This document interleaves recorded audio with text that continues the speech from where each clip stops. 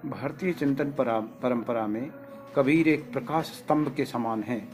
उनका आविर्भाव उत्तर भारत के इतिहास में एक क्रांतिकारी घटना सिद्ध हुई। उन्होंने मूल चिंतन धारा को ही मोड़ दिया। प्रचलित रूढ़िवादिता और कर्मकांड को पूर्णतः त्यागते हुए उन्होंने नए सिरे से चिंतन किया, अनुभव पर आधारित नई स्थापनाएं की। काव्य और धर्म से भी कहीं पृथक या कबीर का सामाजिक व्यक्तित्व, वे समाज से दूर रहने वाले निरे एकांतवासी साधक नहीं थे। उनकी मान्यता थी कि वह जो कुछ हैं समाज से बने हैं। वस्तुतः उनके वैयक्तिक साधना का भी सामाजिक पक्ष था। तत्कालीन समाज के व्यवहार एवं विचारधारा पर उनके मानसिक कष्ट था, कहीं सामान्य ढंग से तो कहीं आक्रोश के साथ। इसी लक्ष्य की अभिव्यक्ति उनकी रचनाओं में हुई है। ना हिंदू ना मुसलमान की घोषणा करने वाले संत कबीर वे प्रथम संत कवि थे जिन्होंने धर्मनिरपेक्ष समाज की कल्पना की। आज लगभग 6 शताब्दियों के उपरांत भी कबीर के सत्य वचन चिरनवीन हैं, आज के समसामयिक संदर्भों में सटीक हैं। सुल्तान सिकंदर लोदी के समय में वे मौजूद थे। आक्रांत मुसलमानों का शासक वर्ग कितने जोर जुल्म ढाता था, ये उन्होंने देखा था। उधर सवर्ण हिंदुओं का अपनी ही जाति वालों के साथ दुर्व्यवहार भी उनकी नज़रों में था। हिंदू मुस्लिम दोनों संस्कृतियों की टकराहट भी उनको प्रकंपित कर रही थी। दोनों की अपनी अपनी मान्यताएं, पाखंड और अंधविश्वास थे। इस सब से ऊपर था अपने अपने अहम का थोथा गर्व। यही उपयुक्त समय था जब कोई सहिष्णुता और धर्मनिरपेक्षता का मार्ग दिखाता। कठिन कार्य था, इसके कर्ता का स्वागत अभिनंदन नहीं होना था। भारतीय समाज के इस कठिन काल में ये भार वहन किया महात्मा कबीर ने। उस समय राम रहीम के नाम पर कितना मतभेद था। किसी के लिए राम तो किसी के लिए रहमान सर्वाधिक महत्वपूर्ण था। काजी, मुल्ला और पंडित पांडे अपने धर्म के सामने दूसरे धर्म को सहन नहीं कर पाते थे। एक में विजयी और शासक होने का गुमान था तो दूसरी ओर पराजय जन्य व्यवस्था और अत्याचारों के विरोध में डटे रहने का हठ था। कोई किसी के सामने झुकने को राजी न था। दोनों की अपनी अपनी धार्मिक परंपराएं थी। मानो इसी रूढ़िवादिता को फटकारने का काम कबीर को करना था। पहले उन्होंने काजी को लताड़ा, तुम किस कुरान की कितनी प्रशंसा करते हो। आज जीवन भर कुरान पढ़कर भी कुछ नहीं समझ पाए। पढ़त पढ़त कितने दिन बीते, गति एक ही नहीं जाने। स्वयं को खतना करा कर मुसलमान बन जाते हो, मगर अपनी औरत को मुसलमान कैसे बनाओगे। पत्नी हिंदू और पति मुसलमान हो तो तुरक किया करी सुन्नत औरत सौ का कहिए। अरे यह तो हिंदू ही बनी रहेगी। अब भला यह कैसा धर्म है तुम्हारा जो परिवार को 2 जातियों में बांट देता है। अर्ध शरीरी नार न छूटे, आधा हिंदू रहिए। अरे कुछ समझो, जाति के नाम पर अलग वर्ग बनाना, अलग ईश्वर की कल्पना करना कौन सी अक्लमंदी है। पंडित और मुल्ला दोनों ही हैरान थे। इस फक्कड़ अलमस्त फकीर का क्या किया जाए।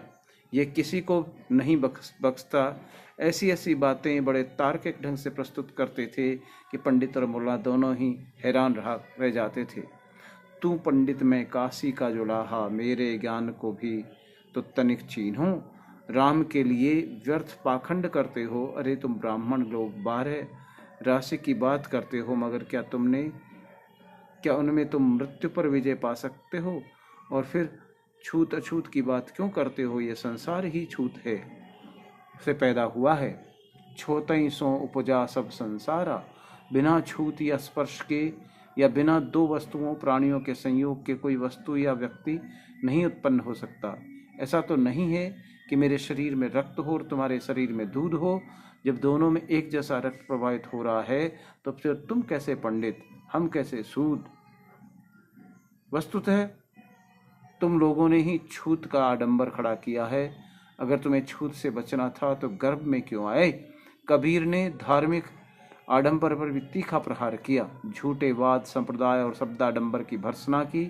पंडितवाद वदंते झूठा, अगर राम कहने से दुनिया की मुक्ति हो जाती तो खांड कहने से मुंह मीठा क्यों नहीं होता? क्या पावक कहने से पांव जल सकता है? जल कहने से प्यास बुझ सकती है? भोजन कहने से पेट भर सकता है? हिंदू मंदिर में जाकर मूर्ति की आराधना करते थे, माला जपते थे, उनको भी कबीर ने आड़े हाथों लिया। माला पहनने, तिलक लगाने, तीर्थवत करने से कहीं राम मिलता है? मन में मैल तीर्थ भावे, तीनों कुटुंब न जा बैकुंठ न जाना। लोग राम को खिलौना समझते हैं। सारा संसार पागल है जो तीर्थ स्नान करके, वेद पुराण स्मृतियों का पाठ करके ईश्वर को पाना चाहता है। यदि तीर्थ स्थान से मुक्ति मिलती तो जल की सारी मछलियां क्यों नहीं मुक्त हो जाती? मीना नित ही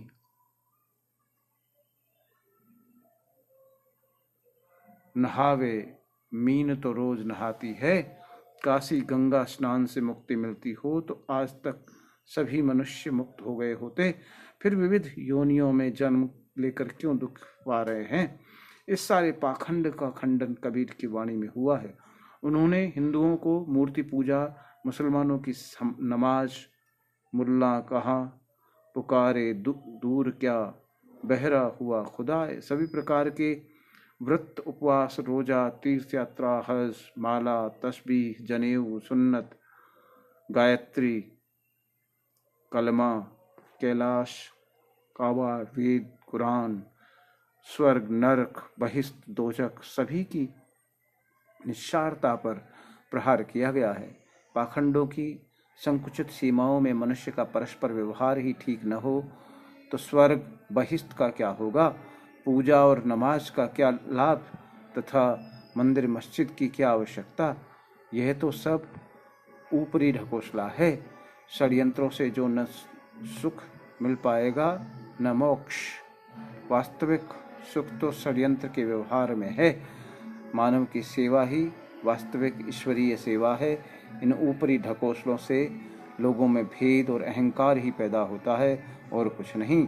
सबको समानता के धरातल पर लाया जाए, धर्म के नाम पर विद्वेष और कलह समाप्त हो, यही कबीर चाहते थे।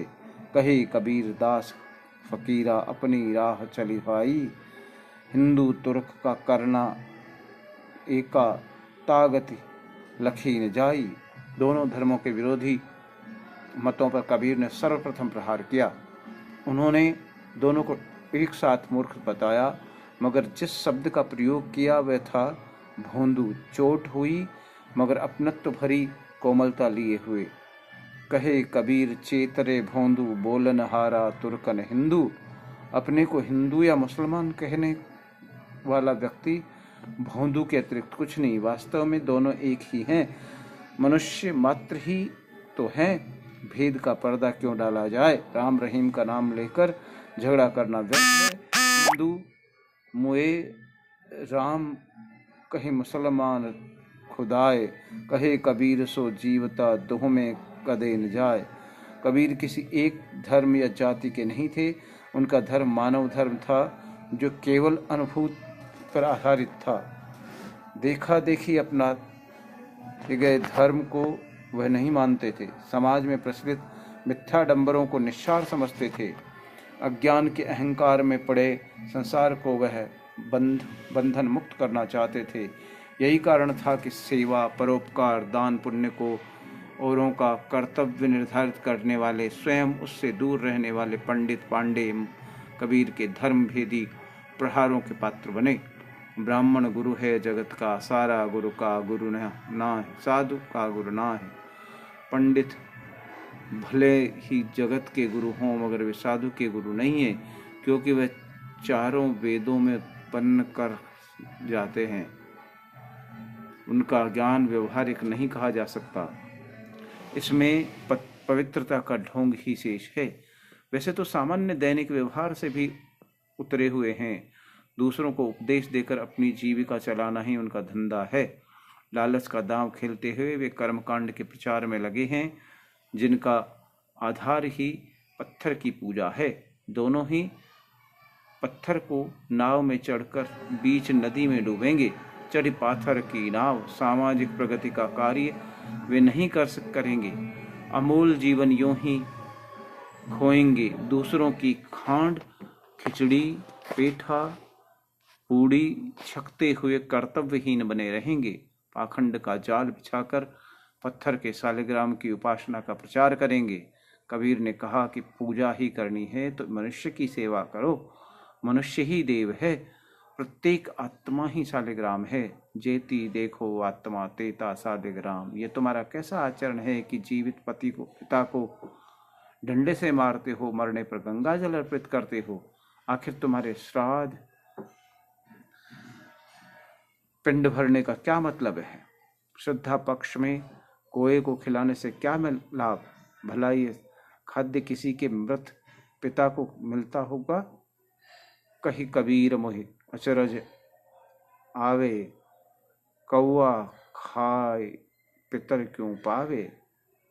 कबीर के इस अक्खड़पन और साफ गोई से हिंदू और मुसलमान दोनों धर्मों के पाखंड पर एक साथ चोट होती थी। 6 शताब्दी पूर्व भी इस महाकवि का स्वर उतना ही मुखर था, आज भी उतना ही मुखर है, उतना ही जीवंत है, उतना ही सामयिक है। यदि हम महाकवि कबीर को अमर सूक्तियों के गायक कहें, युग निर्माता कहें तो निसंदेह सत्य होगा, किंतु धर्मनिरपेक्ष समाज के निर्माण में उनका योगदान ऐतिहासिक महत्व की बात है। आज के संदर्भ में तो वह और भी अधिक सामयिक है। कबीर साहिब के व्यक्तित्व एवं कृतित्व पर प्रकाश डालने के उद्देश्य से हिंदी के 5 समालोचकों को doctor Shivdan Singh, doctor Satyendra, doctor Prakash Chandra, Lalita Prasad Mukul और डॉक्टर गुलाब राय की 5 रेडियो वार्ताओं को पहले आकाशवाणी पुस्तकमाला के अंतर्गत छापा गया था। इसके अतिरिक्त से सभी लेख पहली बार इस संग्रह में सम्मिलित किए गए हैं।